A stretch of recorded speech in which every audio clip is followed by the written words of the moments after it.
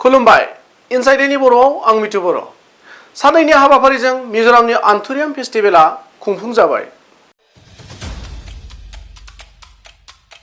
आइजल सोहोरनि भानापा नब्लाङाव जानाय बे आन्थुरियाम फेस्टिभेलखौ हादोरसानि लेङाइगिरि मन्त्रि पु ताउनलाइयाया बृहस्पतिबारखालि भार्चुवेलि बेखेवनानै होनाय हाबाफारियाव मिजोराम रायजोनि टुरिजम बिफाननि मन्त्रि पु रबार्ट रमावैया रयटे आरो टुरिजम डेभेलपमेन्ट बर्डनि भाइस चेयारमेन पु टिसि पासुंगाजों लोगोसे टुरिजम बिफाननि सेक्रेटारि पि के लालरिनजुआ लियामोना बाहागो लादोंमोन।